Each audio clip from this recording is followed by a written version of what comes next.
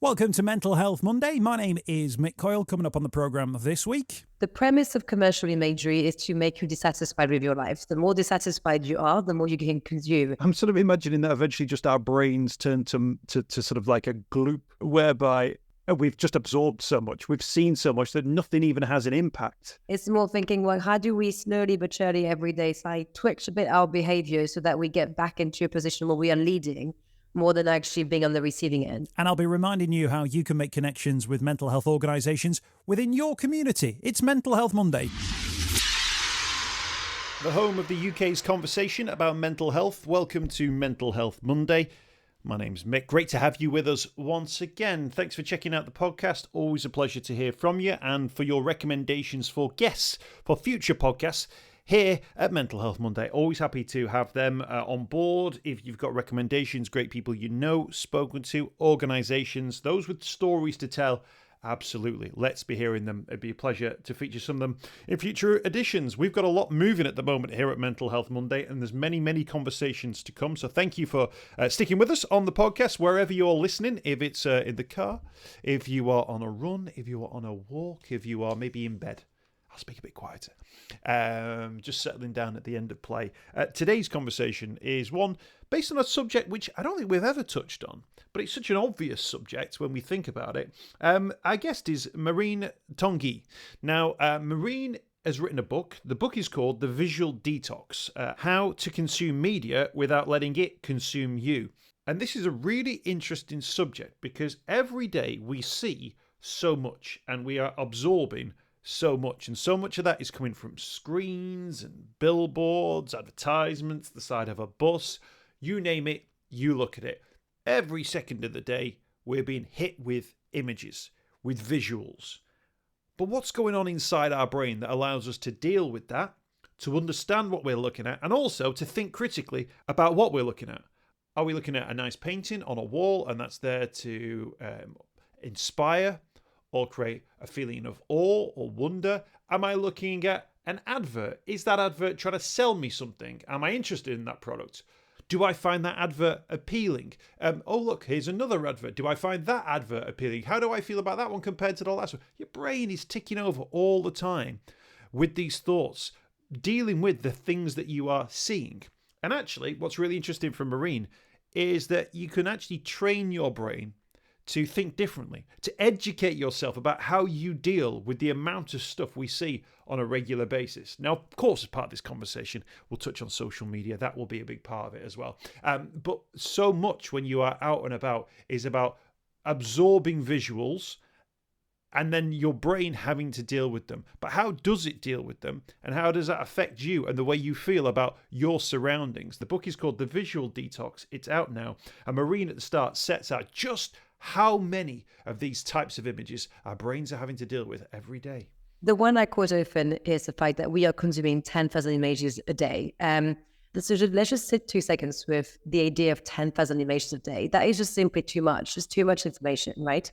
And mainly 99% of those images will be commercial imagery. Only 1% will be a bit of nature, a bit of art, but it's actually tiny in the amounts of commercial imagery that you're constantly confronted with. And what's concerning with this is the premise of commercial imagery is to make you dissatisfied with your life. The more dissatisfied you are, the more you can consume.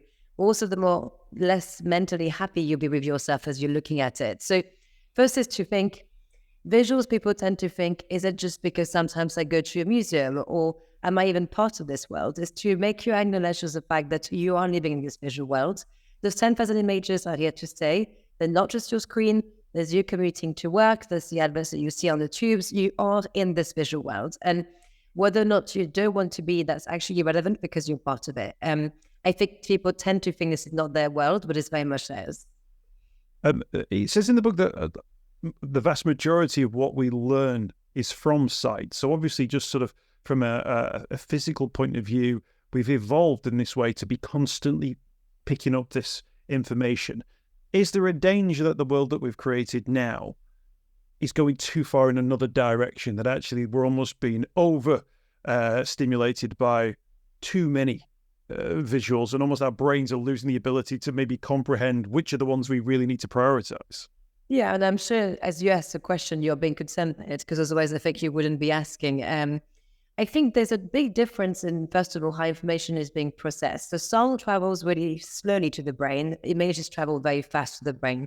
What that means is that the 10,000 images you're consuming daily, for instance, they will be landing on the more primitive side of your brain, your fight and flight, the amygdala.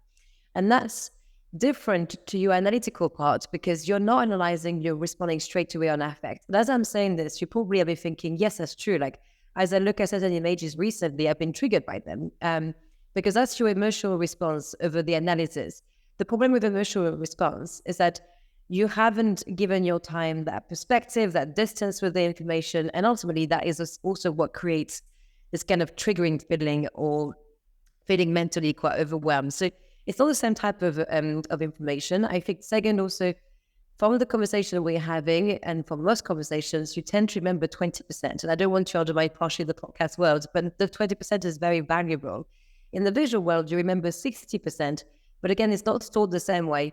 You remember it, but it's stored again in the more primitive side of the brain, which means it's inducing on your behavior without you realizing it. Whereas the 20% we remember from this conversation, I will be able to explain it to someone. I'll be able to say, this is, and I hope the same with the listener, this is what I've understood from that conversation. So the problem again, and that's what we advocate with the book for a critical thinking, a visual critical thinking, is a lack of distance.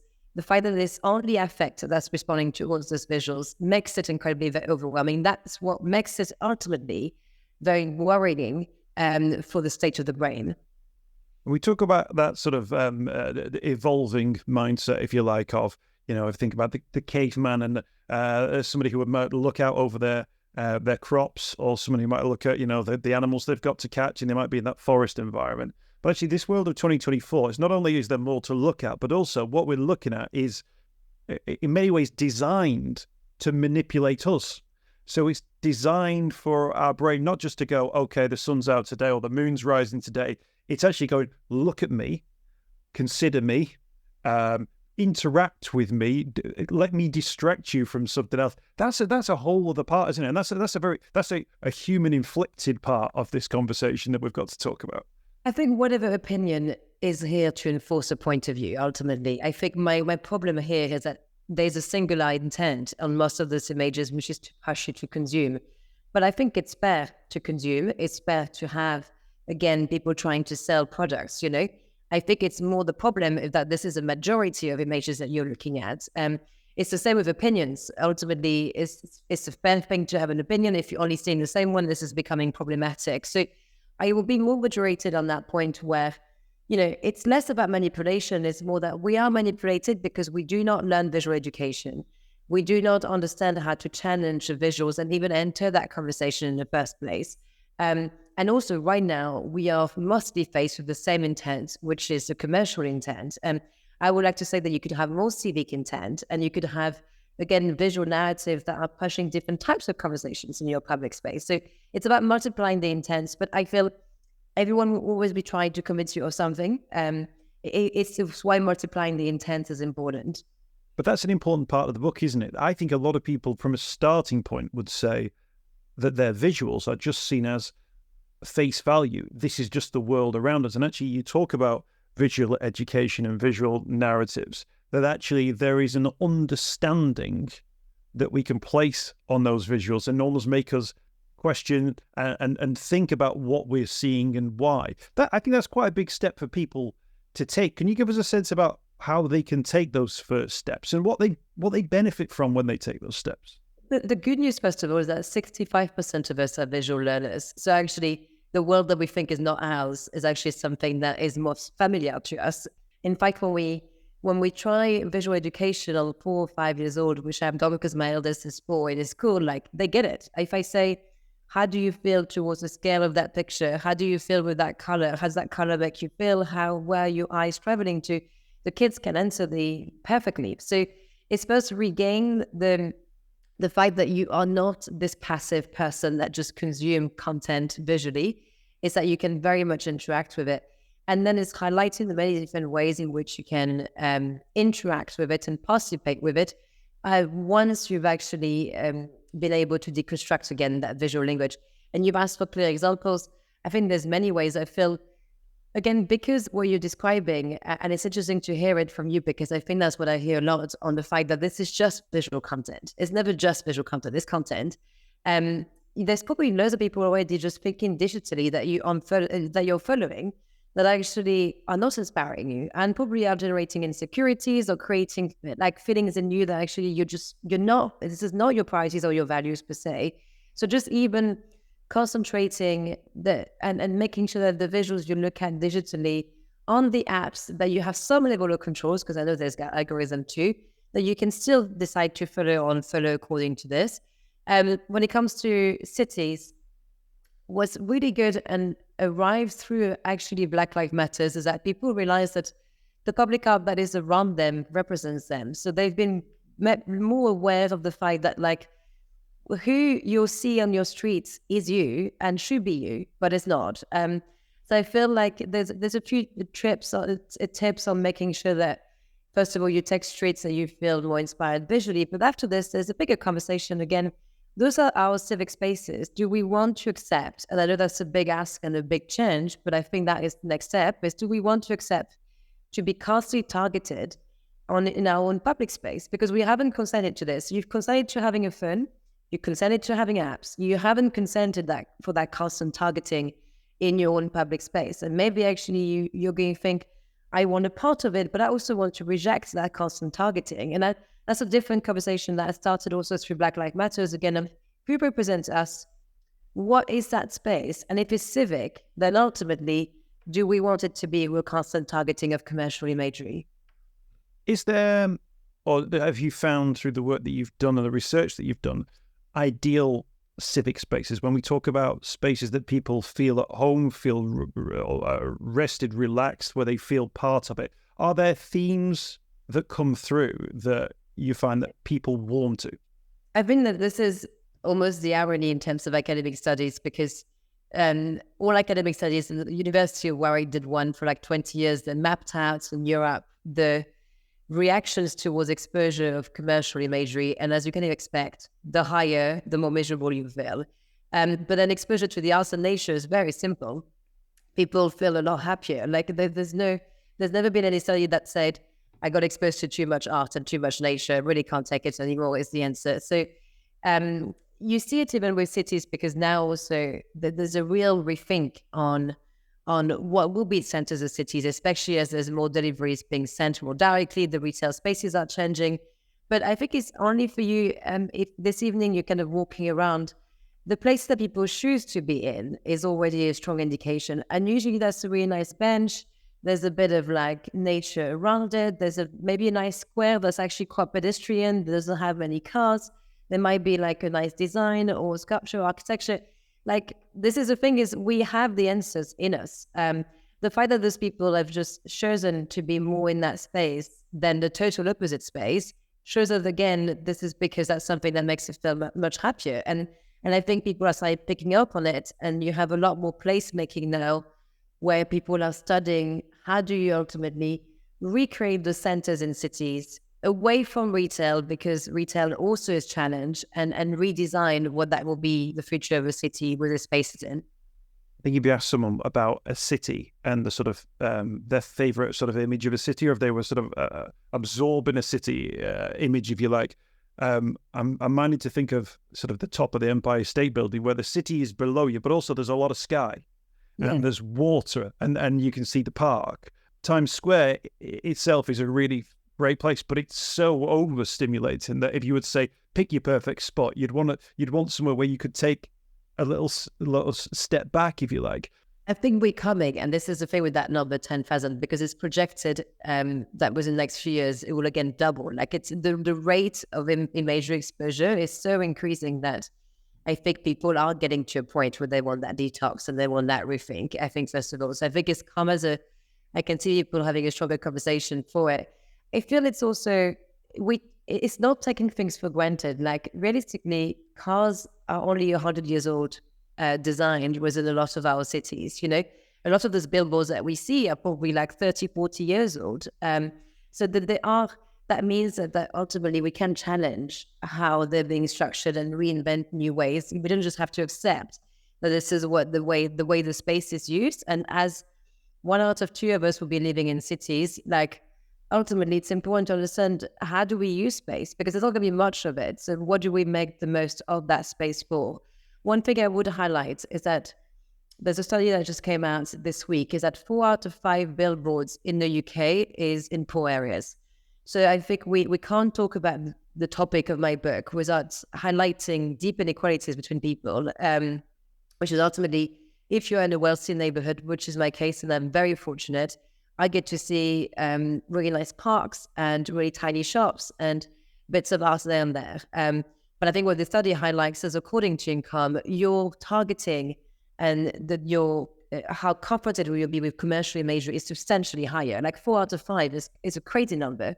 So it's also just making sure that the visual environments we design is, again, not just for a few nice neighborhoods, but does expand beyond that, and make sure that this is a common visual narrative that we all get to design. And I think that's going to be really, really important, because we need that social cohesion in the visual environments we design. How does it affect our mental health? I mean, mentally, art has a super high effect. Like 89% of people on the recent study, again, with Leonardo da Vinci or Warwick University, says that exposure to the arts make them feel much happier. I mean, the arts have got a long tradition of being used for trauma and healing. And after the war, again, in the UK, like a lot of your soldiers were sent to art school. It's something that's still used as a therapy alongside dance and music and the arts, plural. Exposure to nature is the same. As we all know, that this is something that's also very healing. The other side, like I mentioned, is the higher your exposure to, and I think you said also the word distraction, but I think there's 2 things here. There's this constant targeting of commercial imagery, but there's also the fact that it's now constantly taking our attention away. And they're saying that distraction is eating entertainment, which was already eating art. So you're just left with distraction, which is ultimately your brain is not processing anything. It's just you're constantly targeted and you're constantly seeing these images your way. I wanted to ask you about that. And, you talk in the book about the infinite scroll, which is this idea that if you just start scrolling on your phone, it will never stop, and that will carry on. But then I'm thinking, well, at every point, your brain is absorbing different images, and it's assessing them, or it's looking for the dopamine hit that might come from seeing a particular image or reaction. But then that never stops. So it becomes this, like, I'm sort of imagining that eventually just our brains turn to sort of like a gloop, whereby we've just absorbed so much, we've seen so much that nothing even has an impact anymore. Or the impacts potentially need to be more extreme, that we need to look for other things, that we start pushing out our boundaries into maybe unhealthy places, because we're thinking, just give me something that sparks a reaction in what I've seen. I think it was something that I did discover when I was writing the book, and is the fact that also, as you're doing this doom scrolling, you're activating a separate part of your memory. So actually you can't even register that you spend so much time. So when you ask the participants in the studies, how long did you spend? They're like 30 minutes. And it's always like 3 hours. And like, it's just a crazy number. And that's because the conversation that we have, because we're active, this is a memory that we will have. But actually, when you're doom scrolling, you're not registering even actual memories, which I found very scary. But I feel like this book is a hopeful one. Like, it's the same when Social Dilemma came out with Netflix. Like, you have to pose this a problem so that people become aware, so then they can change it. I work with tons of artists who ultimately are using AI to be super creative, or using tech to come up with really interactive, immersive experiences. There's a lot of digital and technologies that have been used to specifically passing visual storytelling that I think is incredibly effective. It is just changing, again, our consumption of it. How do we interact with it and our behavior with it? I think it's always, for me, the difference between being passive and active, because that passivity is never good news. You're just clearly just like completely brain dead. By the second you're active with it, it becomes quite interesting, because you can question, you have access to more information, you can challenge it, you can create it. So it's not good to think, oh my God, this was like such a big problem, I could never end this, and now I'm also doom scrolling, I'm just done. It's more thinking, well, how do we slowly but surely every day twitch a bit our behavior so that we get back into a position where we are leading more than actually being on the receiving end. You talk in the book about being your own moderator.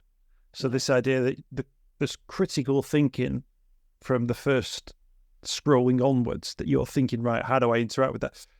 I mean, that's got to put us in a much better place, because like you say, anything which, costs you 30 minutes or 3 hours of your time to have nothing to show for it is both not a great thing to do, but also I now think, like, what could I have done in that 3 hours, or what could have been achieved in that 3 hour period of time in which you have been sort of doom scrolling. But being your own moderator, that critical thinking, is that something that you would like to see as part of you talk about visual education that young people need to be? Is that moderation a key part of that? What is it I'm looking at? What is it designed to? I would dream of media analysis as a study. I would dream of images analysis as a study. Like, there's so much you can do, even visual history. Like, why is that person on the pedestal? And again, what does that tell about us as a society, that those images are on a pedestal? The only reason why I really considered moving to Finland, but I can't speak Finnish, is because they have the state schooling system has critical thinking in almost every single of their courses, which is one of the top country for this. And it is exactly that, where history is not just history, it's historiography. You question why history was written that way. I mean, these kids are just equipped. They're equipped to understand that whatever information is sent their way ultimately might not be it, might not be the truth. And images is specifically that, because images are something in the brain that we think, well, that's the truth, that's it. But as you know yourself, like, especially from the journalistic angle, you take 200 images and then you just show one angle of those 200 images. Just even that reminder, this is just an opinion. This is an opinion of that specific event. And if I had been on the other side of the room, this would have been a completely different story. I would dream for the kids to be equipped for this. I think if we believe that by 2050, 75% of images we look at will be generated by AI, visual misinformation and that visual critical thinking for those kids is necessary. Like, they have to understand who created that image, why is that, like, what level of truth or not is there towards the event, what angle of opinion. It's just going to become absolutely essential. My wife said to me that, she accused me of ruining TV for her, because we were talking about, on TV, you see it all the time, somebody knocks on a door on a documentary, and when they open the door, the camera is already inside. The camera films the person opening the door from the inside. And I think, hang on a minute, how is that? That critical thinking of thinking, well, were we outside, or were actually they in on it, and actually they already knew that they were going to knock on the door, because they must have done. Naturally, because the visuals are created so smoothly, you don't second guess it at all. But if you introduce that critical thinking, you go, hang on a minute, there was already a camera crew inside the building at the point at which you knocked the door. Anyway, so my wife said to me at that point, you really spoiled TV for me. Exactly. Imagining you every 5 minutes commenting how this was created is probably what makes it challenging to watch. But I feel this is the thing, is that I think being in the arts for the past 15 years, even if you know how difficult or complex things are, doesn't mean you can't appreciate it. Like, I don't want people to feel you can't appreciate something because now you know that information. Like, to your example, if you know the movie is incredibly complex in the way that it's edited, doesn't mean that you don't think, wow, that editing skill is incredible. You know, like, there's a real skill set in it. But again, you need to know it's not reality, like you say. I think it's always this thing of, like, especially as you're responding on affect, this is not real. Like, but that's totally fine to appreciate something that is, again, a beautiful storytelling. But a good example, to use art as an example, if I go into a gallery and there is one picture on a wall, and that's the only picture on the wall, I am being told, aren't I, that is the picture that I should be looking at. But actually, that's somebody like yourself, maybe, who've gone, I'm going to put that one picture up on that wall, and I'm going to put 15 pictures on this other wall. Now, I might individually pick out one of the 15 as my favorite picture. Yet I will go in to that gallery going, this is the most important picture, or this is the picture that I need to remember. But that's because I've been presented it in that way, right? Yeah, and there's a brilliant podcast right now that is called Legacy, and I was lucky to meet Afra, who's one of the presenters last week. And I was saying to her, I love your podcast because it is exactly this. It's analyzing why did we give the importance that we did give historically to those characters? I'm asking almost a similar question is, why do we give this importance to the visuals? Now, there will be times where the answer will be like, because of all of these reasons. But there might be times actually you might be like, well, I'm questioning that. Or maybe it should be lesser importance. So maybe it should be a mid-level importance. But exactly this, I'm not just taking for granted that that power being given might be valid, could be questioned. And I think this is why I love this podcast, because it's never black and white answer. You could never come out of any of the episodes thinking, oh my God, I've got the answer, this is black and white. But it does open your mind to thinking, whatever decisions we put, whatever visual environments we design, whatever environment we design, tells about us as people on our choices in who we believe most in, the values that we want to see. If it doesn't, then we need to challenge it. Can I ask you about your social media experiment that you did when you put an image of yourself online? Because I wanted to sort of ask you about that in terms of value of image, but also sort of almost like populism as well. Like what will most people look at versus what is the appropriate image to show? Can you just tell us, just explain what that sort of the experiment was? I think I wanted to test, as many years ago now, I wanted to test really whether female empowerment, and a lot of what you hear in the media, but this is now more discussed, was really effective in terms of how is it what you most value about a woman today? Like, because apparently we see it everywhere. And I put a picture of myself in a bikini, which is something that I would do very, very rarely, because I post mostly pictures of me leading the business or press articles or things that would be leading to the company that I need. And of course, we had like 700 times more engagement. Like, it was crazy in terms of the comments and the engagement.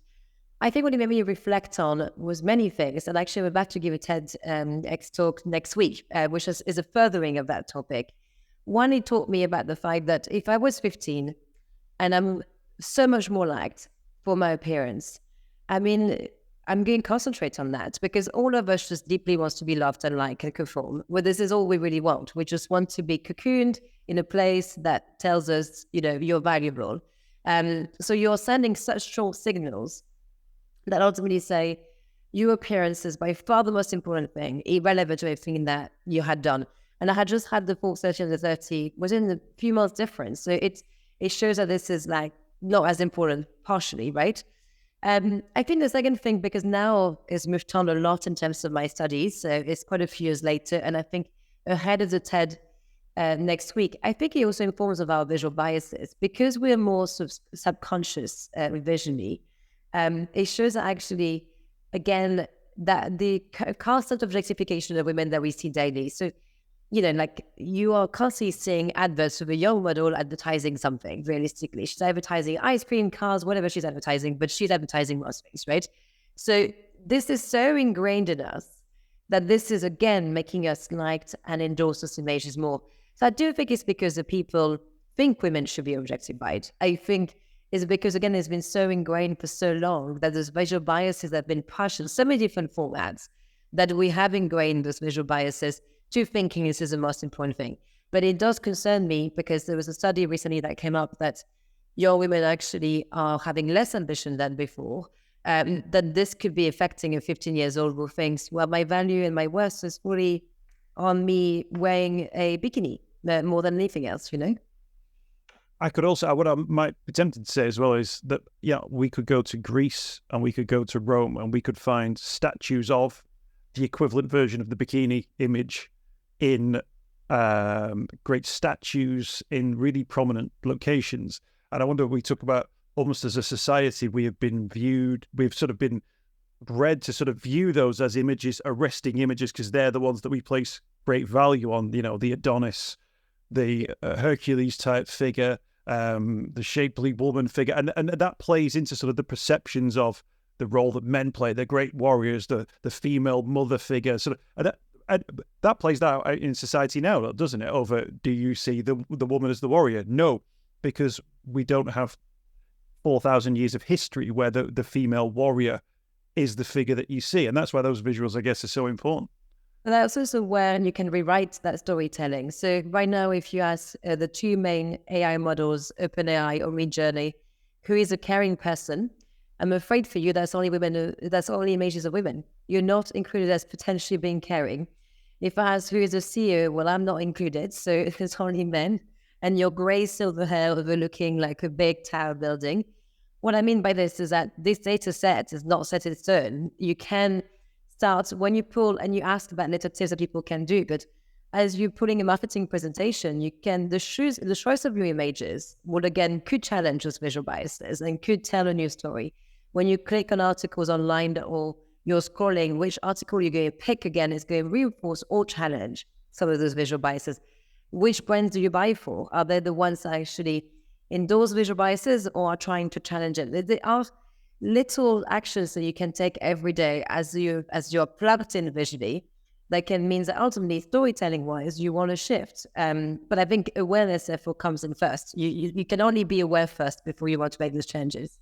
No, absolutely. And actually included at the end of the book is a visual detox plan. And actually that when you deconstruct some of the ways, even if you change the way that you walk to work or the walk to school, you can change those and actually just think about the world in a slightly different way and allow your brain to sort of detail some of those things in a slightly different way. I'd never considered it even as an issue. And I'm so pleased that I've been able to find out so much more information about it because, as you point out in the book, we are in a visual world that so much of our learning is done visually as well. So it's a real great success, I hope. The Visual Detox, How to Consume Media Without Letting It Consume You.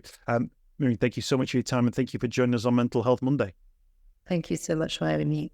I hope you've enjoyed this week's podcast. Thanks for checking out Mental Health Monday. My name is Mick Coyle. You can find me on Twitter at Mr. Mick Coyle. You can also find me, Mick Coyle, on Facebook as well. Don't forget, if you want to speak to somebody about your mental health, you can do so. The Samaritans, free to call on 116 123. You can find mental health services where you are. Just look for the Hub of Hope. Type in your postcode. It'll find those mental health services close to you. And for support in a crisis, you can text SHOUT to 85258. That's if you're experiencing a personal crisis, you're unable to cope and need support. Shout to 85258. That's a text line. Do get involved in those services. In an absolute emergency, always remember the number to call is 999. Thanks for downloading the podcast this week. We'll be back next week with more Mental Health Monday.